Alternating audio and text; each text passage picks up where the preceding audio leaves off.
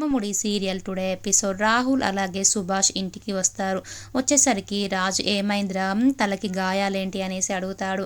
అప్పుడు సుభాష్ రౌడీలు రాహుల్ వెంబడి పడుతుంటే నేనే రాహుల్ని కాపాడి తీసుకొచ్చాను అనేసి చెప్తాడు సుభాష్.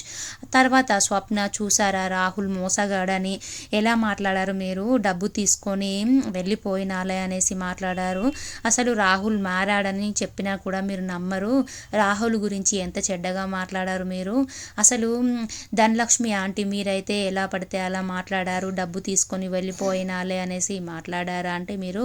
ఇప్పుడు చూడండి, తన ప్రాణాలకు తెగించి కూడా రాహుల్ తను డబ్బులు తీసుకొని వచ్చాడు అనేసి అంటుంది. అప్పుడు ధాన్యలక్ష్మి, ఇప్పుడు డబ్బు తీసుకొని వచ్చాడమ్మా, కానీ గతంలో తను చేసిన తప్పులు అవన్నీ గుర్తుకొచ్చి మేము అలా మాట్లాడాము అనేసి అంటుంది. అప్పుడు స్వప్న, గతం కాదా అంటే ఇప్పుడు ప్రజెంట్ అయితే తను మారాడు కదా, అందరూ ఎందుకు నమ్మడం లేదు రాహుల్ మారాడంటే అంటుంది. అప్పుడు అపర్ణ, మారితే మాత్రం ఏం లాభం అమ్మ, టెండర్ మాత్రం మనకు మిస్ అయింది కదా మనకు వచ్చేది అనేసి అంటుంది. అప్పుడు రాజ్, నాకు రాహుల్ గురించి తెలిసే నేను ముందు జాగ్రత్తగా బాబాయ్కి డబ్బులు పంపించాను మా ఫ్రెండ్ సతీష్తో అనేసి అంటాడు. అప్పుడు అందరూ హ్యాపీగా ఉంటారు.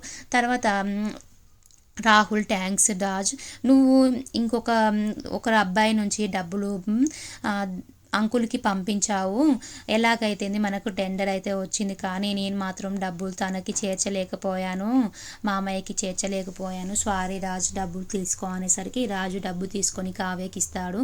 ఇచ్చిన తర్వాత అందరూ హ్యాపీగా ఉంటారు, టెండర్ మనకే వచ్చింది కదా అనేసి.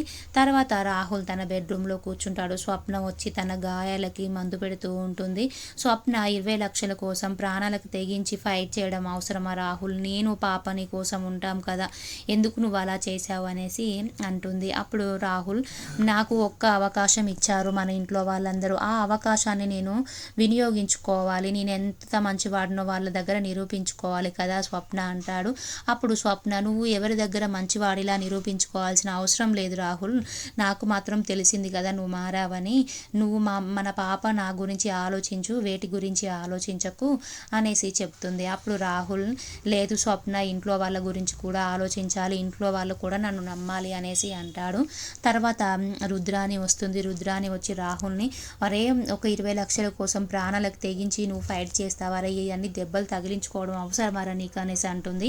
అప్పుడు రాహుల్, ఇదంతా దెబ్బలు కాదమ్మా నటన, నేనే మనుషులను పెట్టి ఆ 20 లక్షలు దొంగతనం చేయండి, నన్ను కాపాడినట్టుగా అంటే దొంగతనం చేసినట్టుగా తీసుకోండి, సుభాష్ అంకుల్ వచ్చినట్టు కాపాడినట్టుగా నేను యాక్షన్ చేస్తాను, నా దొంగల్ని నేనే పెట్టానమ్మా, ఆ దొంగలు డబ్బు తీసుకుపోవడానికి కూడా కారణం నేనే, సుభాష్ అంకుల్ రాగానే అలా డబ్బులు తీసుకున్నారు దొంగలని యాక్టింగ్ చేశాను, సుభాష్ అంకుల్ నన్ను కాపాడినట్టుగా చేశాను, సుభాష్ అంకుల్తో ఇంటికి వచ్చాను, ఇంట్లో వాళ్ళందరినీ నమ్మించడం కోసమే అలా చేశానమ్మా అంటాడు. అప్పుడు రుద్రాని షాక్ అయిపోతుంది. అరే రాహుల్ గారు ఏంటి ఇంత ఆలోచనలు చేస్తున్నాడు అనేసి షాక్ అయిపోతుంది.